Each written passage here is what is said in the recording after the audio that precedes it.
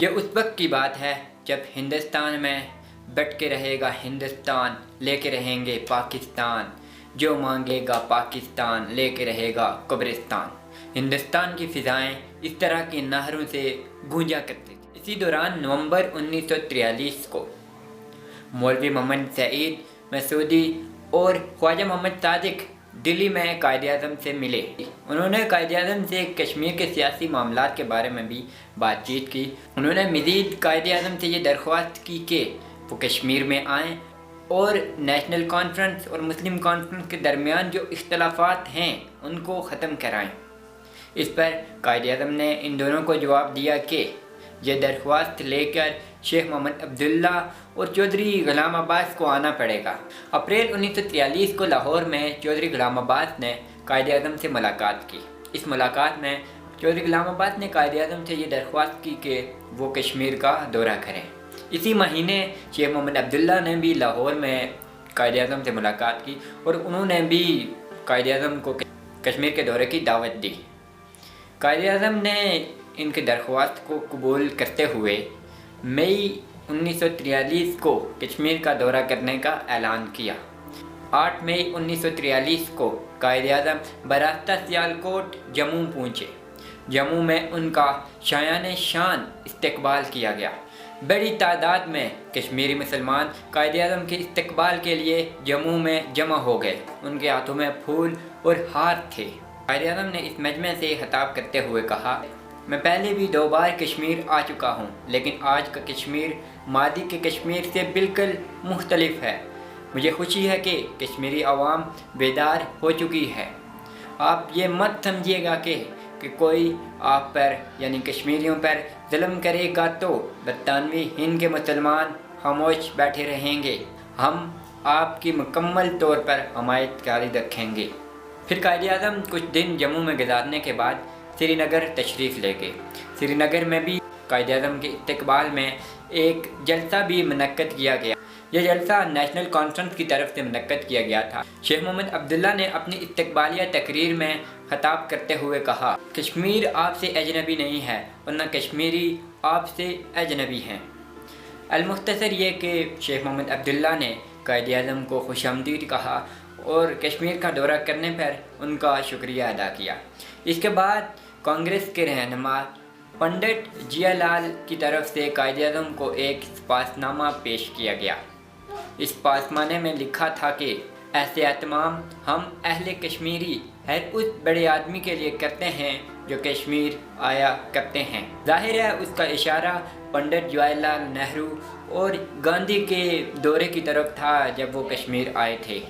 قائد اعظم اس کی اس بات کو فوراً بانپ گئے اور انہوں نے کہا کہ میں ہندوستان کے 10 کروڑ مسلمانوں کا نمائندہ ہوں اور میں آپ کے اس جذبے اور خیر سگالی کو ان تک پہنچاؤں گا۔ قائد اعظم کے سری نگر قیام کے دوران مختلف صحافی، طلباء اور سیاسی رہنماؤں نے مسلم کانفرنس اور نیشنل کانفرنس کے لیڈروں سے ملاقاتیں کیں۔ ان کا مقصد یہ تھا کہ ان دونوں جماعتوں کے درمیان جو اختلافات ہیں ان کو ختم کیا جا سکے تاکہ مسلمان اپنی جدوجہد آزادی میں کامیاب ہو سکیں۔ قائد اعظم نے بھی دونوں جماعتوں کے رہنماؤں سے ملاقاتیں کیں۔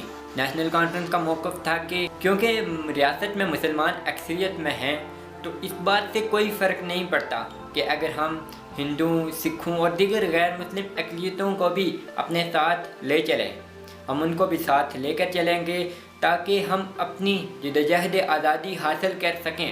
اس کے بعد تو نمائندگی مسلمانوں کو ہی حاصل ہوگی کیونکہ مسلمان تو اکثریت میں ہیں، جبکہ مسلم کانفرنس کا موقف تھا کہ دیگر غیر مسلموں کو بھی بے شک اپنے ساتھ لے کر چلا جائے، لیکن اس سے پہلے مسلمان محرومیوں کا شکار ہیں۔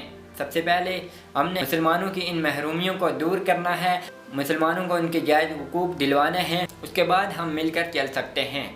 مسلم کانفرنس کا موقف تھا کہ سب سے پہلے مسلمانوں کے لیے جدوجہد کی جائے، اس کے بعد باقی غیر مسلموں کے لیے بھی۔ قائد اعظم کی دلی خواہش کے باوجود دونوں جماعتیں اپنے اختلافات ختم کر کے ایک پلیٹ فارم پر نہ آ سکیں۔ قائد اعظم ہندوستان میں انڈین نیشنل کانگریس کی ذہنیت کا اندازہ کر چکے تھے، اس لیے انہوں نے مسلم رہنماؤں کو رائے راست پر لانے کی بے حد کوشش کی۔ انہوں نے شیخ محمد عبداللہ سے ملاقات کی اور اس کو کہا کہ میں نے یہ جو اپنے بال سفید کیے ہیں یہ میں نے دھوپ میں نہیں سفید کیے، میں تمہیں باپ کی حیثیت سے سمجھا رہا ہوں کہ تم اپنی سمت درست کر لو، ورنہ وقت آئے گا کہ تم مجھے یاد کرو گے۔ دوستو، شیخ محمد عبداللہ پر تو نیشنلزم کا بھوت سوار تھا۔ وہ کب سننے والے تھے؟ انہوں نے قائد اعظم کی نصیحت سنی، انسنی کر دی۔ قائد اعظم محمد علی جناح نے ایک جلسے میں خطاب کرتے ہوئے کہا، میں یہاں 1 مہینے سے مقیم ہوں، مجھ سے ملنے مختلف۔ قائد اعظم نے کہا، نیشنل کانفرنس کو قائم ہوئے 8 سال ہو چکے ہیں، لیکن نیشنل کانفرنس اپنے مقاصد حاصل کرنے میں ناکام رہی ہے۔ نیشنل کانفرنس کا دعویٰ تھا کہ وہ مسلمانوں کے ساتھ ساتھ کشمیر کے دیگر اقوام کو بھی اپنے پلیٹ فارم پر جمع کرے گی، مل کر جدوجہد آزادی کی جائے گی۔ انڈین نیشنل کانگریس جس طرح ہندوستان میں تمام اقوام کی نمائندہ جماعت ہونے کا دعویٰ کرتی ہے، ایسے ہی نیشنل کانفرنس کشمیر میں بھی یہ دعویٰ کر رہی ہے وہ کشمیر کی تمام اقوام کی نمائندہ جماعت ہے، لیکن حقیقت اس سے بالکل مختلف ہے۔ ایسا کچھ بھی نہیں ہے۔